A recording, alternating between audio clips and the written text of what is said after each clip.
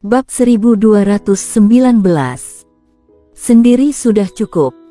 Untuk berurusan denganmu, aku cukup sendirian. Mata lelaki tua berjubah hitam itu sedikit menyipit. Meskipun dia berkata begitu, dia diam-diam waspada. Untuk bisa mencapai pendekar kaisar bukanlah orang yang bodoh. Pukulan dari warrior yang sebelumnya, itu sudah cukup untuk membuatnya waspada. Namun dia tidak takut, karena meskipun dia tidak bisa merasakan alam warrior yang, intuisinya mengatakan bahwa warrior yang paling tinggi setengah kaisar, pendekar kaisar menghadapi setengah kaisar, apakah dia perlu takut? Setelah memastikan bahwa lelaki tua berjubah hitam itu hanya satu orang, senyum muncul di sudut mulut warrior yang. Jika pihak lain datang berempat, dia mungkin takut. Lagi pula, dia tidak bisa menggunakan jiwa pedang sekarang. Tapi satu orang. Senyum warrior yang berangsur-angsur melebar, dia tidak berbicara omong kosong, meletakkan Halfa Yun di tanah, dan kemudian seluruh tubuhnya menghilang di tempatnya. Melihat warrior yang menghilang, lelaki tua berjubah hitam itu menyipitkan matanya sedikit, dan ada sedikit kesungguhan di matanya. Begitu ahli bergerak, dia akan tahu apakah ada kemampuan atau tidak. Kecepatan warrior yang sangat mengejutkannya. Dia tidak punya waktu untuk berpikir, karena tinju warrior yang sudah datang kepadanya, merasakan kekuatan mengerikan yang terkandung dalam tinju itu, dia tidak berani gegabah, meletakkan telapak tangannya di atas satu sama lain, dan kemudian membanting ke arah warrior yang. Bang! Tinju dan telapak tangan bertabrakan, dan ada ledakan. Lengan lelaki tua berjubah hitam itu bergetar hebat, dan kemudian dia langsung tertekan mundur ke belakang ratusan kaki. Namun, sebelum dia berhenti, warrior yang muncul di depannya dengan aneh, lalu warrior yang mengangkat kakinya dan menendangnya. Kaki ini secepat listrik dan seberat gunung. Karena terlalu cepat, lelaki tua berjubah hitam itu tidak bisa menghindar sama sekali, dan hanya bisa menamparkan kaki warrior yang dengan telapak tangan. Bang! Telapak tangan lelaki tua berjubah hitam itu baru saja menepuk-nepuk kaki warrior yang, ekspresinya seketika berubah, karena dia merasa tangannya seperti memukul besi berlian yang keras, seluruh lengannya mati rasa. Kemudian, seluruh tubuhnya terhempas lagi.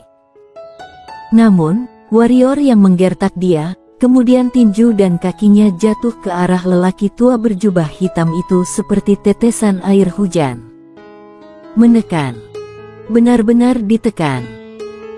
Halfa Yun yang berada di samping tercengang, dia tidak menyangka seorang pendekar kaisar akan dipukuli oleh setengah kaisar hingga tidak dapat melawan. Warrior yang memiliki domain pedang persembunyian aura, oleh karena itu, baik lelaki tua berjubah hitam maupun Halfa Yun menganggap warrior yang setengah kaisar. Alasan mengapa dia tidak dianggap sebagai pendekar kaisar adalah karena warrior yang tidak memiliki momentum pendekar kaisar sama sekali, dan warrior yang terlalu muda. Mungkin ada pendekar kaisar muda di dunia ini, tapi makhluk seperti itu jelas merupakan makhluk langka yang jarang terlihat dalam 1000 tahun. Hanya saja keduanya salah menebak, warrior yang bukan setengah kaisar, hanya seorang pendekar suci tingkat menops. Bang bang bang. Di lapangan, ledakan terdengar satu demi satu, dan lelaki tua berjubah hitam itu mundur, hampir tanpa kekuatan untuk melawan. Warrior yang semakin ganas, dan pukulannya lebih tajam dari sebelumnya. Dapat dikatakan bahwa dalam pertempuran jarak dekat, warrior yang hanya bertemu satu orang yang dapat dibandingkan dengannya dalam hidupnya, dan itu adalah Irene An. Pertarungan jarak dekat Irene An, dapat dikatakan bahwa bahkan dia takut, karena kesadaran bertarung Irene An terlalu menakutkan. Dia akan selalu tahu apa yang akan orang lain lakukan selanjutnya. Kecuali Irene An, sangat sedikit orang yang bisa mendekatinya. Bang! Tiba-tiba, lelaki tua berjubah hitam itu tidak memperhatikan, dan dipukul di perut oleh warrior yang, dan segera memuntahkan seteguk darah, dan kemudian seluruh tubuhnya membungkuk dan terbang mundur. Namun, begitu tubuhnya terbang, warrior yang mengulurkan tangan dan meraih kakinya, dan kemudian warrior yang membantingnya ke tanah. Bang! Seluruh tanah bergetar hebat, dan lelaki tua berjubah hitam itu menyemburkan seteguk darah lagi, tetapi sebelum selesai, warrior yang meraih kakinya dan mengangkatnya, lalu membantingnya ke lapangan. Bang bang bang! Tanah terus bergetar. Setelah sekitar 10 detik, warrior yang berhenti, dan pada saat ini, lelaki tua berjubah hitam itu sekarat. Pria tua berjubah hitam itu hanya bisa menggerakkan matanya saat ini, dia menatap warrior yang matanya penuh dendam. Warrior yang mengabaikannya. Dengan jentikan jarinya, seutas energi vitalitas masuk ke dalam alis lelaki tua berjubah hitam itu. Segera, mata lelaki tua berjubah hitam itu tidak berwarna, dan energi spiritual yang tak terhitung jumlahnya perlahan-lahan meluap dari tubuhnya. Pada saat ini, Shiro yang bersembunyi dan tidur pun muncul lagi. Dia berkedip, matanya tertuju pada lelaki tua berjubah hitam itu, dan dia membuka mulutnya dan menyerap energi. Setelah menyerap semua energi spiritual, dia menepuk perutnya sendiri, lalu mendarat di bahu warrior yang memegang leher warrior yang dengan cakarnya, dan terdengar dengkurannya setelah beberapa saat. Warrior yang mengusap kepala Shiro dengan ringan, senyum muncul di sudut mulutnya, dan kemudian melihat mayat lelaki tua berjubah hitam itu. Setelah lama terdiam, dia melihat tinjunya dan berkata, "Tubuhku masih terlalu lemah. Membunuh seorang pendekar kaisar butuh waktu lama." Dia tidak puas. Di samping, Halfayun mendengar kata-kata warrior yang matanya tiba-tiba menjadi aneh. Haruskah memukul orang seperti ini? Warrior yang bergerak dengan tangan kanannya, dan cincin penyimpanan di tangan lelaki tua berjubah hitam itu terbang ke tangannya. Dia meliriknya, dan warrior yang segera menggelengkan kepalanya.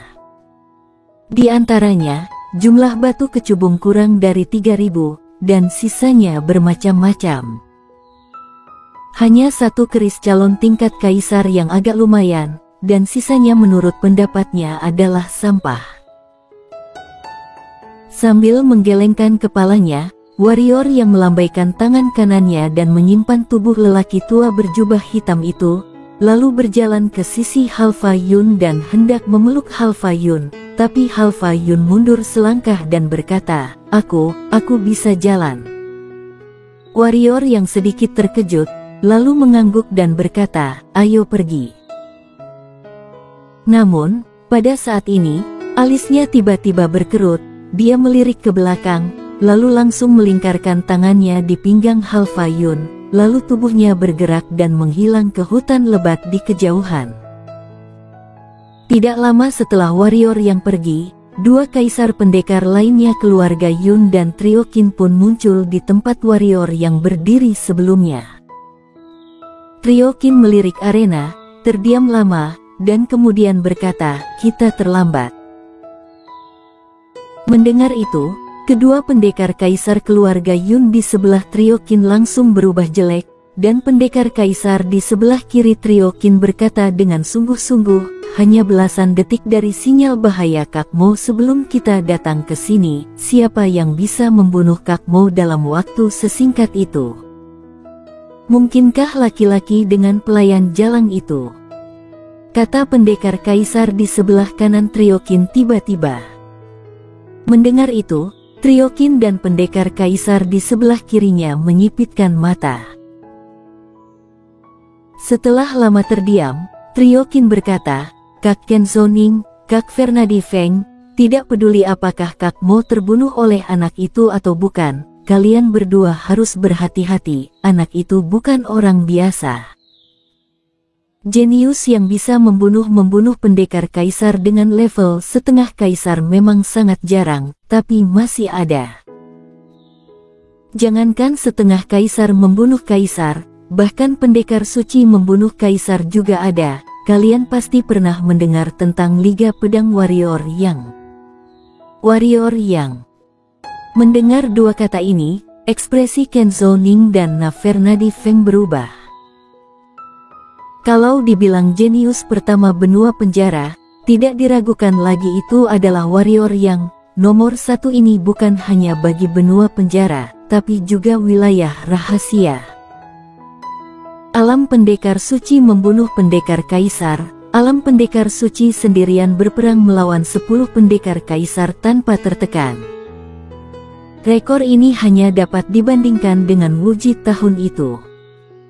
Meski keduanya adalah pendekar kaisar, jika bertemu warrior yang dari Liga Pedang, mereka akan kabur tanpa ragu.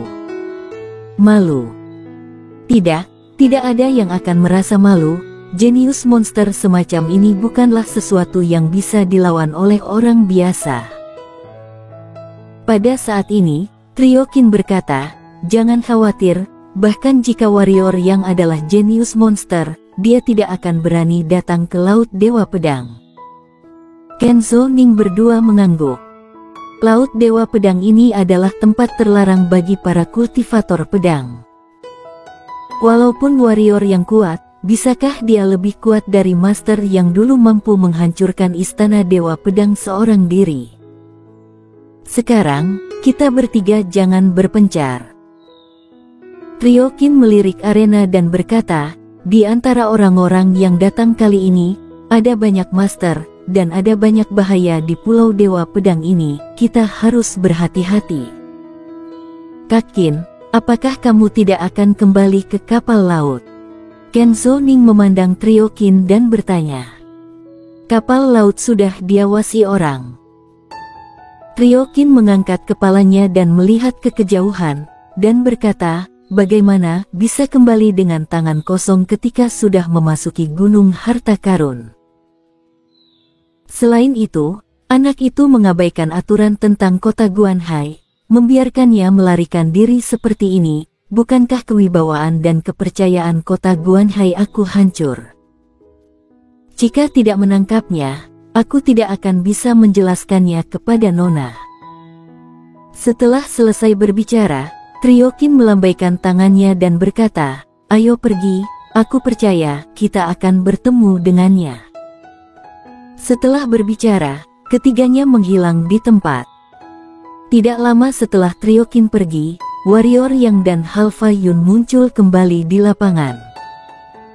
Halfa Yun melirik warrior Yang dan berkata, aura tersembunyimu sangat kuat. Warrior Yang mengangguk kecil, lalu menepuk bahu Shiro, dan berkata, Shiro, bawa kami mencari harta karun. Kaki kecil Shiro menggaruk ringan leher warrior Yang, tapi tidak terbangun. Warrior Yang mengangkatnya, lalu meremas hidungnya dengan ringan, dan berkata, beritahu kami di mana hartanya dulu baru tidur. Shiro membuka matanya yang cemberut dan melirik warrior Yang, dengan jejak kebencian di matanya. Hati warrior Yang melunak, dia mencium hidung Shiro, dan berkata, kamu beritahu kami dulu kemana kami harus pergi, kemudian kamu tidur dengan nyenyak, ya. Shiro menunjuk hidungnya, warrior Yang menyeringai, lalu mencium hidung Shiro lagi, kali ini wajah kecil Shiro semerah apel merah. Halfa Yun yang berada di samping pun melirik Shiro dengan cinta yang tidak disembunyikan sama sekali di matanya.